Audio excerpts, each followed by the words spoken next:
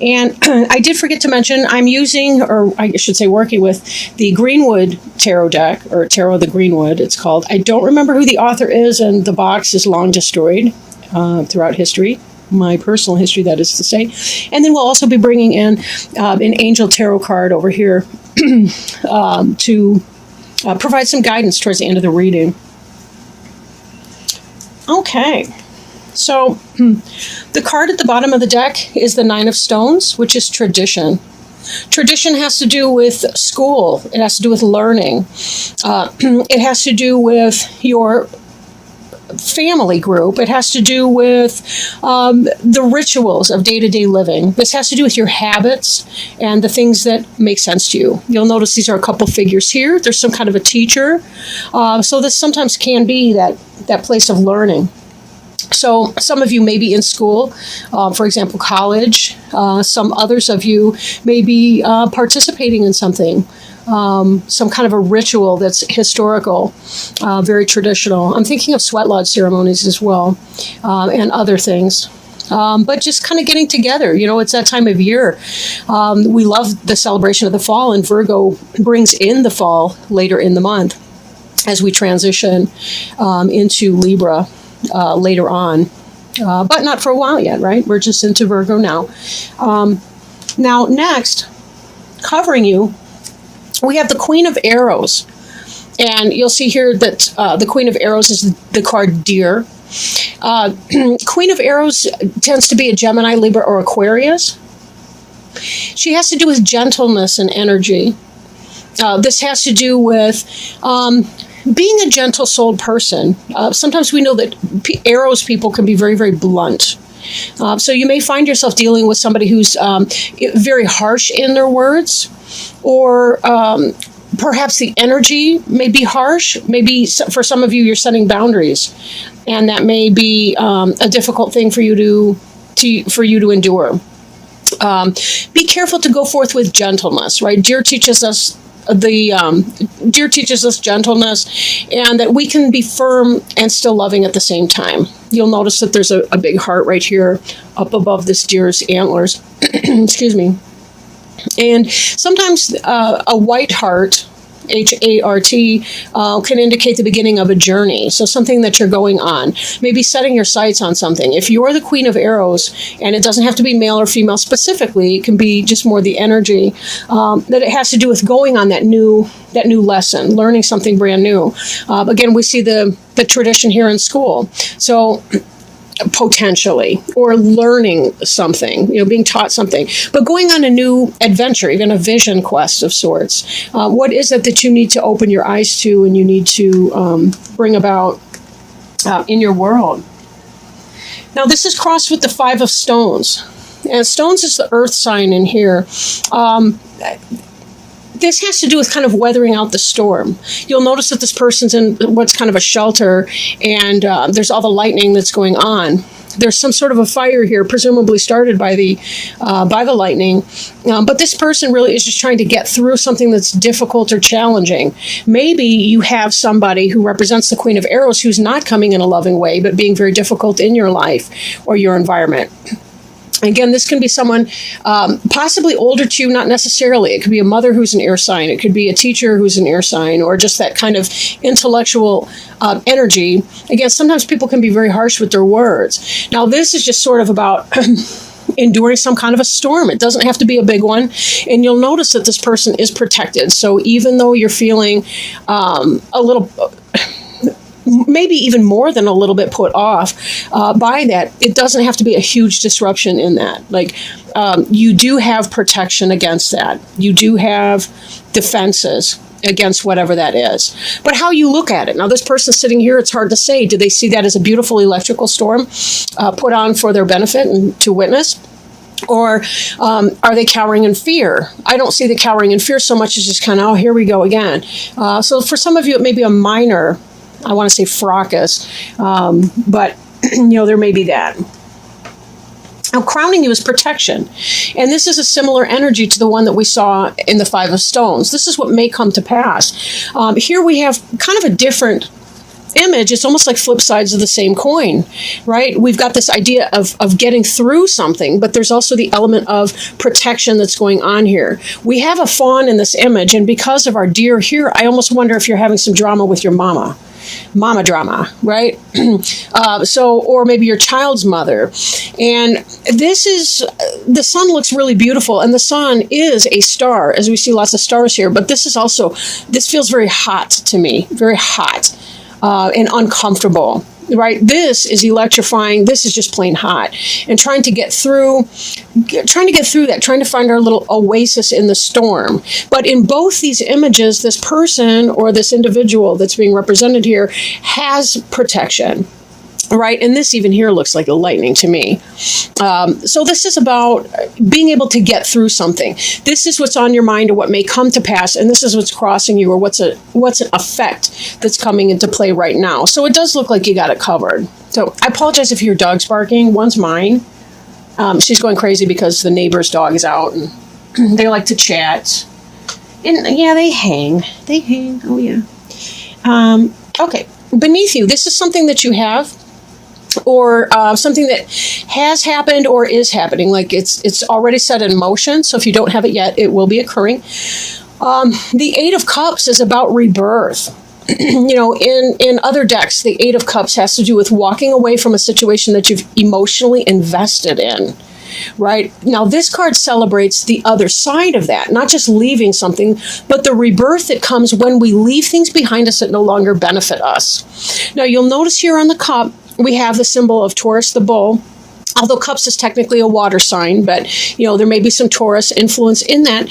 Then again, I see it simply as kind of power and strength in an earth sign situation, which could be you easily because you're this Virgo type. And Virgos are very strong men and women, very strong individuals.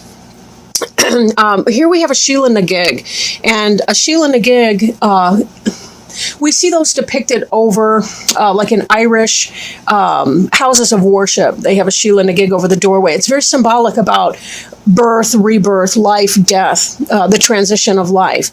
And that's what the Sheila Nagig here represents, is that idea that sometimes we have to leave something behind for something new. There's the idea that even when we die in our physical form, we're reborn into a new form on the other side. We're doing something else in that. So there's a transition piece. But this is the celebration of the positivity that is to come in setting that change. So if you have been going through something, if you've had some harshness, maybe you've had to set boundaries with somebody, that the Queen of Arrows, again, I'm thinking that could even be a family member, it could be a friend, it could be somebody you're involved with romantically. You've had to set a boundary with that, and it's kind of giving you, on the one hand, there's been some grief attached with that. On the other, it's kind of giving you a new lease on life. Like, I gotta traverse my own landscape here. I've got to set my own course in life. Now, behind you is the Lover's card. I love the artwork on this card. This has to do with the polarity between two individuals, male and female. For some of you, this could be about being in love. This could be about having found somebody that you have fallen in love with. For others, it may indicate a head and heart decision. There's a lot of symbolism on this card. I can't get to a whole lot of it, really, but here we see the drumming out of new rhythms. We see this love that comes in. We see this, I want to say caduceus, I'm not sure how to say that, but it's the symbol of a healer in which there's a snake that's wrapped up the pole, or a staff.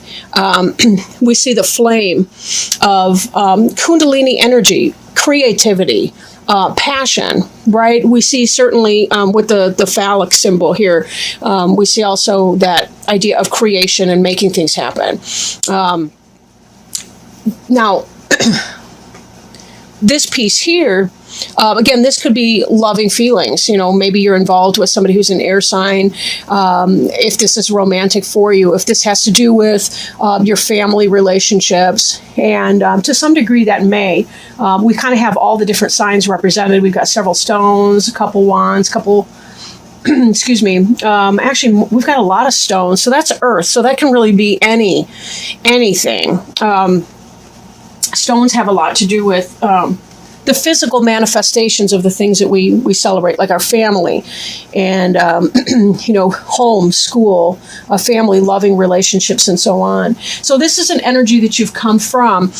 Can be that head and heart decision. Maybe it is about calling somebody out and saying, this is what time it is, and trying to get through some kind of a struggle or a storm, maybe making that decision that you have to do. Trying to set boundaries, I think, is very big with people.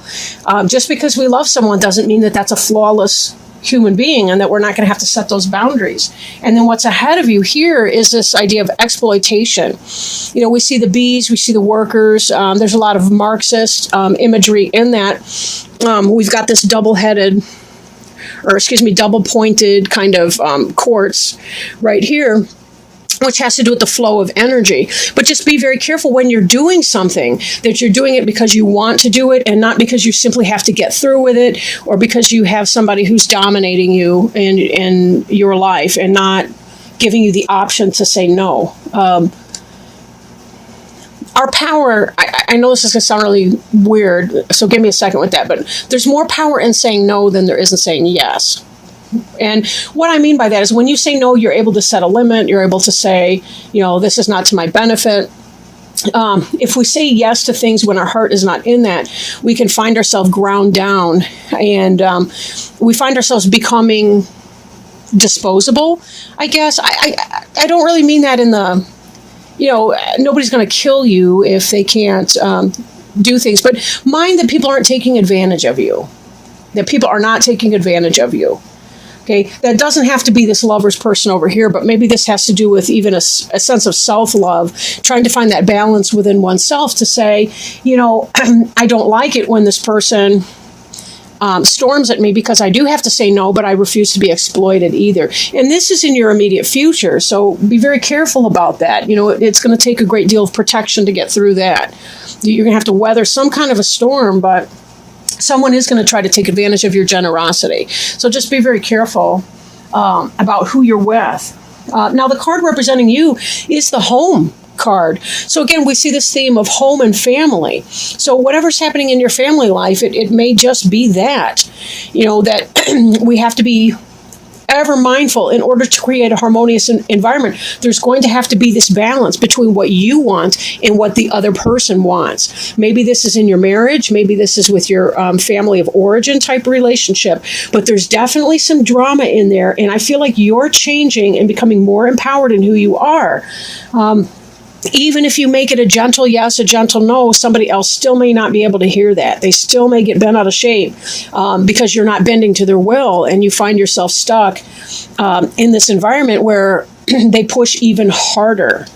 One thing that I do advise people who have boundary issues in their family is that when you first begin to assert a boundary with people, they will push even harder. So if you thought that it was easier to cave in before, you're going to find it even harder to stand your ground now, because they will continue pushing harder, and getting louder and louder and more angry, hoping that they can push beyond you. It's sort of like, if you think about it, and I'm not trying to insult anybody's adult relatives or anything, but if you think about the child having the temper tantrum in the store, if you cave in the first couple times they do it, and then you decide, that's a bad idea. I'm not going to cave in when they have the temper tantrum for the candy, so I'm going to stop doing it. The kid will get louder and more ferocious and fierce. Their face will turn red. They will, I don't even need to paint you that scene.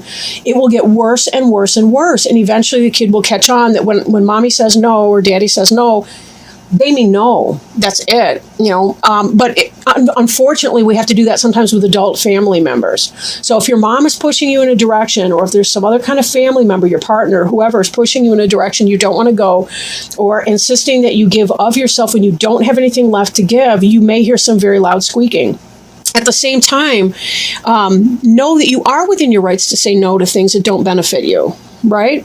It's just the way that it is. And also understand, too, that when you're trying to create that home life for yourself, and you're trying to really tap into the abundance and the hope and the beauty that can be your home of choice, note that the pathway does not go directly to the house. And they used to paint the they used to set up I want to say sidewalks, but that's a modern concept. But the path to the home, the path to the door was winding like that. The idea was that evil would get lost in the bends and that they wouldn't be able to make it to your door. It was to keep only the good things coming to your door. The things in life, as you're trying to create your ideal home life, your beautiful picture of home life, there may be a lot of winds and twists before you get to that spot. And so be patient in that. But I do think it may be more that you're experiencing grief in your family of origin, but it seems that your mate, your family of choosing, is really satisfying. This is the 10 of stones, right? That's the 10 of earth in other decks, the 10 of pentacles, 10 of coins. So that's really the happy family type situation. So it seems to me like you've got this going on. And then we look at your environment card. You've got the foundation card here. I mean, what could be better in your private life? You're setting this foundation with this person who's your soulmate, your lover, your partner, your life partner, and creating a beautiful home situation for yourself and with one another. But again, there is that squeaky air sign that may be giving you some grief. So be careful that you clarify what you want. This tradition card that we saw at the very, very beginning reminds me that sometimes it's easier to fall back on our old ways and to say, that's what we want to do here. But, that may not be the case. Now, this 9 of stones can also be about setting up your own business, creating your own business. It can be, again, this is a 9 of coins type card. And, but this can simply be about getting your finances in order and so forth, because some of you may be getting married or setting up a household with somebody, maybe even starting a family, so we're kind of looking at that and thinking that may be the case. Hopes and fears. As we look at that fear's power, be careful about power struggles with difficult people. I mean, both of these cards, these 5s here, are indicating struggle and hardship. And there's a part of you that fears that. Right? You kind of fear the conflict. You don't like a conflict. You want to get along. You don't want to have to lay it down. But unfortunately, sometimes that's what we have to do. We have to know that we're allowed to say no. We're allowed to set our boundary. We're allowed to choose because we don't want to walk in this energy. Exploitation is the energy of defeat. That's when somebody else takes your time and your effort, and they use it to their own advantage with no regard for you. And then here in the final outcome card, though, we see the 9 of wands. This is the wounded warrior card. He's fought off the battles, this individual here. And there's a great deal of respect coming to him because he or she has fought that battle, has set that limit. Don't be afraid here to set the limit, because we know the alternative. You will feel exploited if you're not able to say, this can't, I'm not going to allow that. I'm not going to allow that. I want a happy home life. I want to be able to shut my door at the end of the day. I want to invite in my partner, the person who gives me strength and courage, who respects me, and so on. If it is your partner, this may simply be some of that grind that comes, that day-to-day, I am I and you are you, kind of minor differences. You forgot to leave the cap off the toothpaste. It could be somewhat insignificant like that, or it could be where it leads to some deep-seated resentment. So that's another thing. Exploitation can lead to resentment. So be very careful when you do say no, you mean it and you're willing to hold that line. If not, you're also allowed to say, maybe, let me think about it. I'll get back to you. You don't have to make an answer when you feel pressured. Just put off making the decision until you've had a chance to reflect on that and make the true or the best decision for you. Okay, so let's go ahead and shuffle our angel cards and see if we can't maybe get some kind of a step, some guidance, something like that may come in, positive encouragement, guidance, feedback from the angels. The Ace of Air. Oh, this is consistent with what we got. So give me a moment. I will hold the card up so you can look at it. Ace of Air. And I'm going to read you from the book so that we can get the maximum benefit of the answer that we've been seeking. So Ace of Air, I'm trying to get the glare off the card, but that's not really easy. Okay. And it states on the card, brilliant new ideas and inspirations, seeing the truth of a situation, and a challenging beginning.